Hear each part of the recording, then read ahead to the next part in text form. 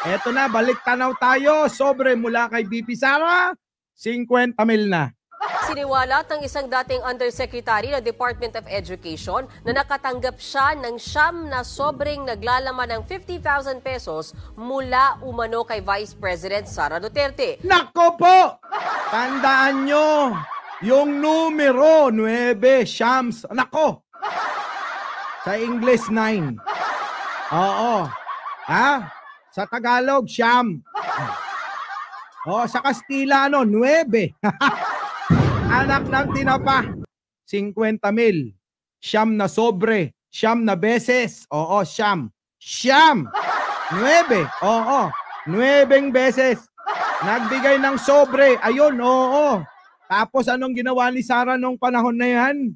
Habang binabanggit yan, bay nagpa-press con ang Vice Presidenteng. Meron daw siyang ebidensyang itong si Ale may ginawang kababalagan. Pero yung kanyang pinakita, mga kababayan, abay ang nakinabang, DepEd din naman. So ano yung kinurakot ni Manang? Kung ang nakinabang, DepEd din naman. Nako po, talagang ganun ang pusit kapag nako-corner, bumubuga ng itim na tinta para tapunan ng dumi yung kanyang katunggali. Diba?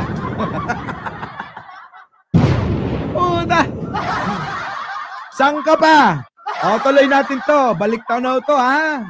Buwelta naman ng pangalawang Pangulo, gumaganti lang ang sinibak na DepEd official. Nasa frontline ng balita yan si Marian Enriquez.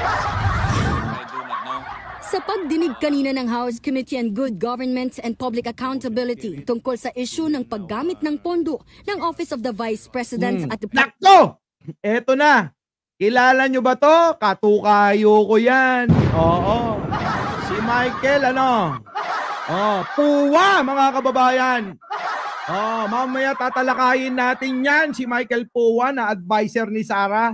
Mukhang nagbitiw na daw dahil hindi na siguro masikmura ang ginagawa ni Sara sa mga kapirahan ng mamamayang Pilipino at kaban ng bayan. Biyahin ni Koy, tumatawag ako.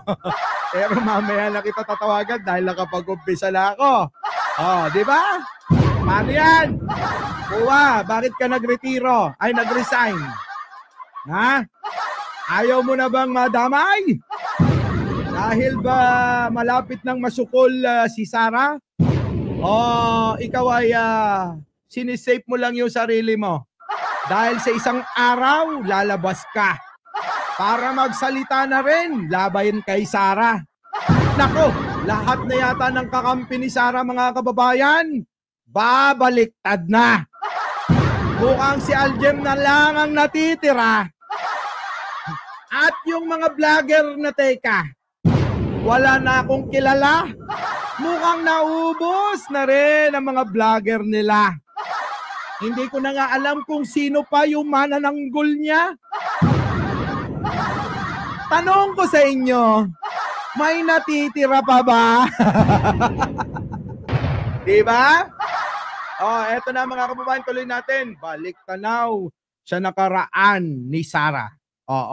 Eto yung mga kwento ng pangdurugas. Pamamahagi ng salapi na galing sa kaban ng bayan.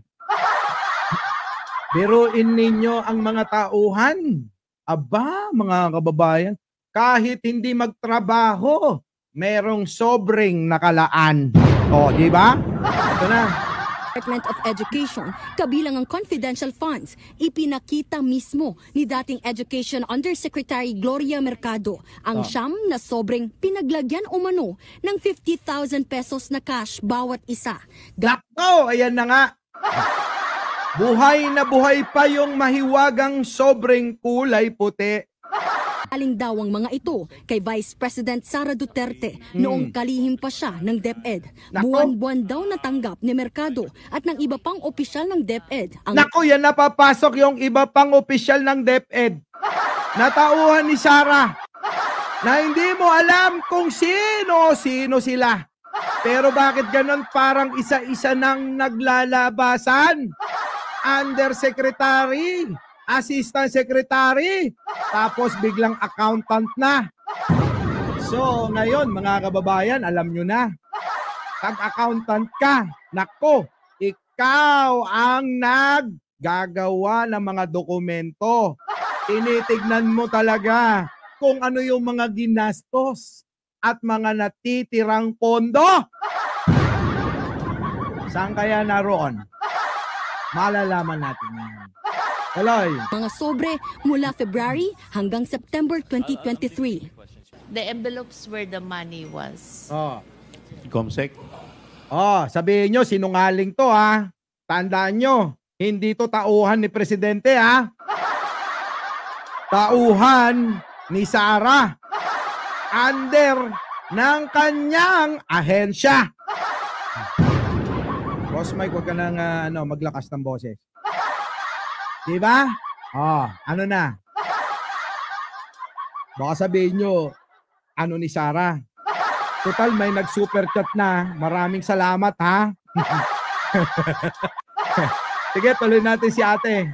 So it's 9 envelopes. Kuha po yung envelope. So it says hope and the amount is there. Nako, nakasulat pa kung magkano talaga ang laman ng sobre. Ibang klase si Sara. Biruin mo, sinusulat pa kung magkano ang laman ng sobre niya. Sana all lang talaga. 50 mil din yan, ha? Diba? 50 mil din yan. Oh, tuloy. Kasi ang sakit naman nun, ordinaryo lang akong trabahante tapos inano ka ng vice president, di ba? Oo nga naman, oy. Sara, wala ka na bang ibang matira? Ha? Sara! Oy, shoutout sa lahat ng mga bagong dating dito, ha? Nelena Luciano, Idol Ebo, opo. Nicole Flores, ha? Jay Chongson, opo. Kinako Rivera, Jackie Duque. Sa lahat po ng mga bagong dating, shout out po. Opo, ha? Eto na, mga kababayan. Tapusin ko lang to dahil mamaya pababa na. Kung may 50 mil, baka mamaya yung advisor niya 100,000 o higit pa. Kaya, mga kababayan, ang susunod dito, yung pababa. Tsaka na yung pataas. Baka biglang magsalita yung advisor niya, nakatukayo ko, pero malayo sa itsura. Teka, ito na. Si Mercado ay nagsilbing hepe ng Procurement Entity at Human Resources Office ng DepEd sa ilalim ng pamumuno ni VP Sara. Naku po. Ipinadaan daw ang mga sobre. Idiniin pa talaga. Pamumuno ni VP Sara. Wala namang sinabing Anggara. Ang sinabi, VP Sara. Kaya excuse yung bagong DepEd Secretary, ha? Baka sabihin ninyo, si Anggara ang totoong may tao dito, ha? Hindi. Liliwanagin ko lang mga kababayan. Nung panahon ito ni Sara, na ating Vice Presidente, ha? Kaya mga kababayan, talasan ang isip, ha? Sige, tuloy. Kay Assistant Secretary Sunshine Fajarda, tanong ng mga kongresista, para saan ang mga binigay na cash? It's kind of... Para saan nga? Hindi namin malaman kung para saan yan, ha? Alan tayo, ano na? Imelda Grimas, Luz Denny, opo, shoutout sa inyong lahat. Eileen Sabala, opo, Billy Santos, Ross G, George Tapia, nako, Teacher Celine, eto na. Kaya pala nababawasan ang sweldo ng mga teacher, nako, na naghihirap para sa estudyante. Yung pala, kinat-cut nila. Naknan pating talaga. Diba? Rosalie Bernardino, Lola Lengs, Del Manzano, Sita Manuel, opo, Tony Ninubla, opo, sa inyo pong lahat, ha? Harsh word to use. Bribe. Because if Or Suhol daw, oh! Oh, should I say, Oh, it is a means to influence your decision being the hope? nako po, ini-impluwensyahan ang desisyon ni ASEC, ah. Teka muna, bawal yan. Hindi mo pwedeng impluwensyahan ang desisyon. Kahit tauhan mo pa yan. Lalong-lalo na kapag alam mong kikita ka ng tiba-tiba dyan. Nako, oo. It could be. Inakusahan ni Mercado ang DepEd na nagka-hocus-pocus sa mga bidding noong Nako po, sinabi ko na nga ba? Focus talaga. Para nga naman manalo yung alam nilang kikita sila. Alam nyo sa mga ganyan, akala nyo lang nagbibiding sila. Pero ang totoo mga kababayan, kilala nila yung mga sumasali dyan. Para nang sa ganon, ilang porsyento ba dyan? Alam na alam ko yan kasi kwento yan. Diba? May kilala akong ganyan. Sasali daw sa bidding. Pero mga kababayan, tropa yung mag-aaproba ng kanyang dokumento para manalo siya. At syempre, kailangan aprobahan. Nino, tulad ni Sara. Para nang sa ganon, ilang porsyento ba kikitain natin dyan? 40%, 50%, 60%? Halak ka! 40% na lang natitira. Kikita pa. Yung kumontrata, ano na lang matitira? Sa mga tao na dapat paglingkuran, di ba?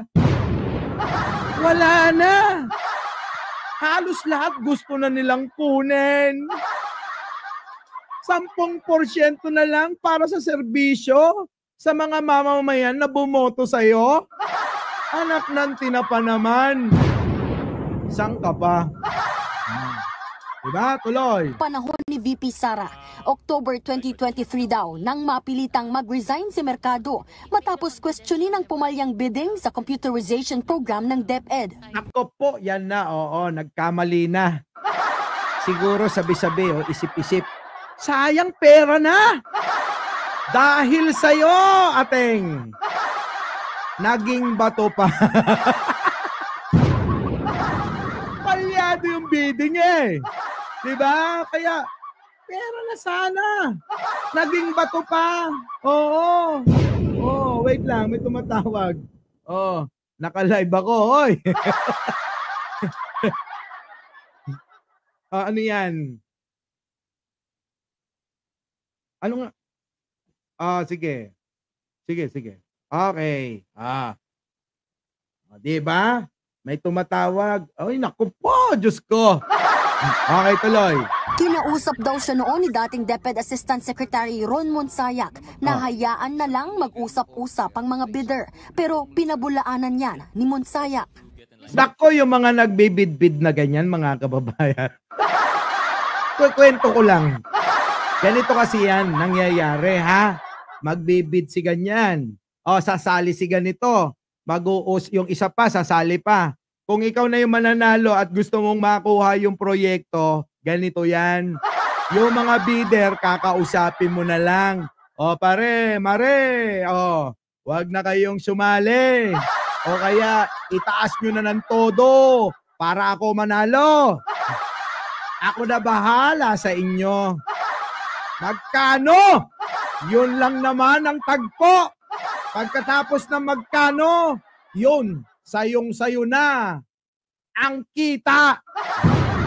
Naman ho ako mag-uutos ng illegal sa isang USEC na head of procuring entity na may mga kasamang tao na hindi ko man lang kilala. Nako, tinatanggi pa. Si Madam Ellie nandyan na. Sa mga hindi pa nakaka-subscribe, ha? Subscribe nyo na. Oo. Nako, matutuwa kayo pag nagla-live yan. Oo. At marami kayong matutunan. Oo, ha? Sa isang press con, iginit ni VP Sara na kasinungalingan ang mga sinabi ni Mercado. Ayan na nga, oo, habang nagsasagawa ng hearing sa Quadcom, si Sara biglang nagpa-press con. Bakit kaya? Bakit kaya nagpa-press con? Kasi nga naman, mabubukayo na yung pinaggagawa niya. Isiniwalat na ni ate kung ano talaga ang totoo sa pagpapatakbo ng DepEd sa ilalim ng Sara Duterte nyo. Diba? Gusto lang daw nitong gumanti matapos sibakin sa DepEd. Nahuli daw kasi siyang nagsosolicit ng pera nang walang pahintulot at kumuha ng teaching position para gawing executive assistant niya. Oh, kita nyo pero hindi niya napatunayan ha. Nagpa-press con at lahat-lahat si Sara pero mga kababayan, alam nyo ba? Nagpakita lang ng papeles, yung pala, yung papeles na pinakita niya, nako, ang nakinabang doon sa bidding na yon, yung departamento pala. So ano yung pinapakita ni Sara? Gusto lang lituhin yung mga bobo at yung mga tao na gustong ipahatid sa inyo. Malinis pa rin siya. Kahit may nagpapakita na ng resibo. Oh, ano? Oh, dito na tayo. Grabe, no? Mga kababayan, no? Dito na tayo. Pasok naman. 25,000. Tapos ang 50,000, dito naman tayo. 25,000. Putik na yan. Sarap maging empleyado ni Sara. Sana all! Aside from your allowance, from your regular budget, nakakatanggap po ba kayo ng envelope just like Yusek Mercado? Nako, oo. Sumagot ka, mami, nanay. Oo, huwag kang matakot. Dahil alam mo, pag ikaw ay nasa katotohanan, dapat pinaglalaban. Kaya lang, mahirap dalhin sa konsensya yung pera na alam mo naman, hindi mo pinaghirapan. Mahirap dalhin sa konsensya yung alam mong mas malaki ang kinikita nung boss mong matakaw sa pera. Di ba? Oh, kalma. Baby, kalma. Huwag mo naman akong bigyan ng dahilan para tabihan ka. Sige. Tuloy ate, magkano? Ilan? Ilang sobre, magkano? Huwag kang magpadaig. Kasi kay Yusek Mercado, 9 na sobre. Baka naman mamaya ate, sa'yo 6 lang, lugi ka. Kailangan singilin mo si Sara. Naloko na. Yung mukha ni ate. Di ba?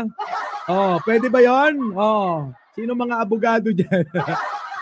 Kasi baka mamaya nalugi siya. Kasi yung kay Mercado, 9 na sobre yun ha. Tapos tag 50,000 pa. Tapos kay ate 25,000 baka mamaya. Ha? 6 lang yan ha. Oh, tuloy. And Director Osias from ASEC Paharda. Yes, sir. Magkakano? Nako, to sumagot. Yes, sir. Oo, meron po ako natatanggap, sir. Meron po ako natatanggap din na sobre, sir. Mula kanino? Sir! Kay Sara, sir! Sana all may sobre. Oh, no, Diyos ko po, talaga naman. Miss Au, ano na? Ano? Diba talaga pag alayusan. Oh, medyo malinaw yung paningin ko ngayon kasi nakapagpahinga ako ng mahaba-haba. Ilan po, magkano at ilang sobre po? Minimal amount lang po. Which is? Konti lang. Lugi ka. Ate, Madam Catalan, lugi ka? Oo, lugi ka. Kung ako sa'yo, mga kababayan, kung ako sa kanya, singilin niya si Sara. Singilin mo. How much po? Oh, nako si ate kinakabahan. Dali, i-pray over natin. Oo. Espiritu ni Kibuloy, sumapi ka sa akin kahit sandali lang. Espiritu ni Kibuloy, tinatawagan ka namin. Sana'y sumapi ka kahit sandali lamang. Kahit na 1 minuto lang para kay ate na kinakabahan. Para maimulat na ang katotohanan. Ayan na, nandito na mga kababayan. Kibuloy! Sumapi ka na! Pasok! It's not even, Oh, kita nyo, nangiti na. Ganun talaga ang espiritu ni Kibuloy.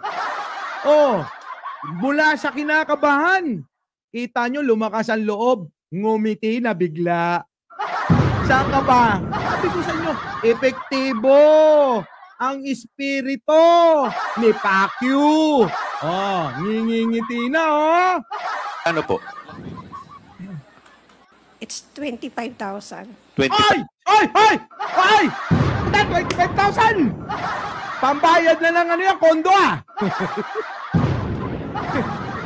Pambayad na ng kondo yan! Putik na yan! 25,000! Pero nakalimutan ni ate, si Mercado, 50,000. Sa'yo, 25 lang. Luging-lugi ka. Kaya tayo dyan, ate, lugi ka dyan. Lugi ka dyan. Oo. Naayari yata. Mukhang mayroong nakihati pa yung para sa iyo ah. Dapat walang ganun ah. Kayo talaga.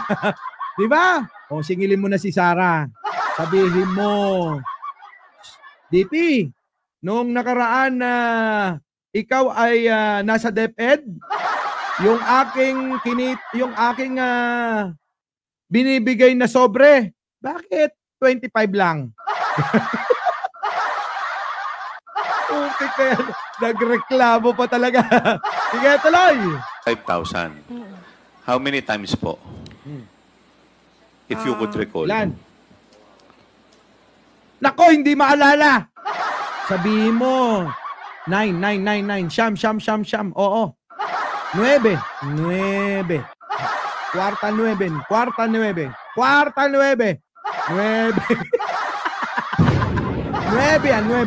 9. Oh, ate, sipin mo maigi. Oh.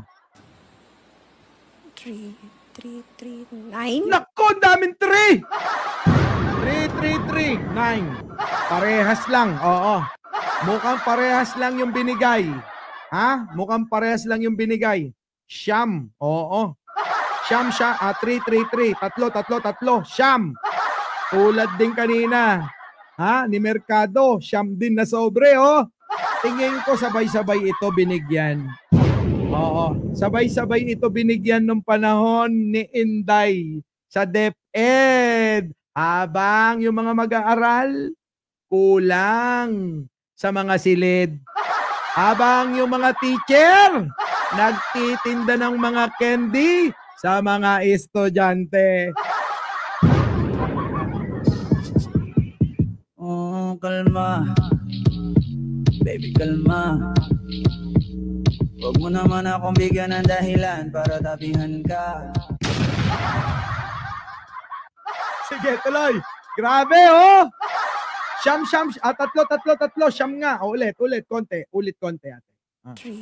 3, 9. 9? Ilan? 9 times. 9 times. From what month up to what month? Ayan na. Let me guess. From February to September? Nako. Nililid mo, ate. Ay, kuya, ha? Huwag mong ilid para sabihin na naman ng mga DDS. Ayan, oh, tinuturuan nila. Puta, tinuturuan daw, oh. Hayaan na natin yan. Sige, ate, tuloy mo. Oh. I think so, sir. Nako, yun na. I think so. Yun na nga yun. Yari na, mga kababayan. Yun na yun. Oh. So, nung September po, tumigil na. Yes, Your Nako, Honor. nung September tumigil na. Anong dahilan? BMBI rin P, Lowy, ano na? Cheryl Santa Maria, nako, late kayong lahat kaya wala kayong shout out. Sige, ito na. Oh, nako po. Oh, tuloy. Tuloy natin konti. Dito, yan. Yes, Your Honor. Just like Yusek Mercado. Tama po ba? Yes, Your Honor. Nako, pantay-pantay sila. Kung anong buwan natatanggap ng isa at kung ilan ang tanggap ng isa, parehas sila. Nagkakatalo sa halaga. Kasi yung isa, 50,000. Si ate, nako po, 25,000. Kalahati, di man lang ginawang 30. Total naman, Duterte. Dapat ginawa mo ng 30. Sayang naman oh. 5,000 din yun. Pambayad ng kuryente.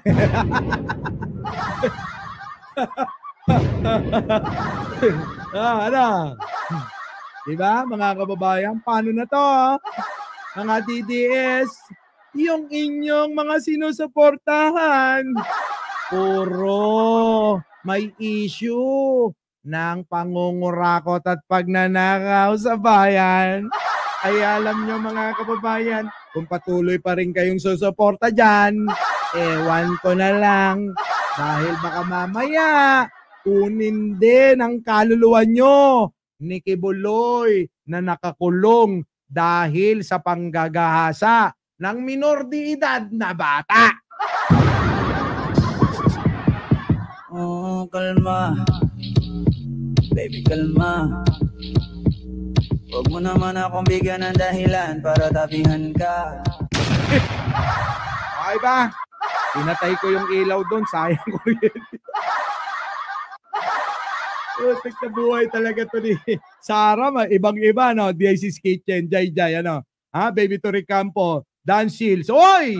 Saan ka punta? To the moon? Si Sarah, mukhang magpupunta na ng moon. Pag ito makukulong, magtatago rin to. Tulad nino nung biik. Minsan makikita nyo, meron pang sinasabi laban sa gobyerno. Our beloved Boss Mike!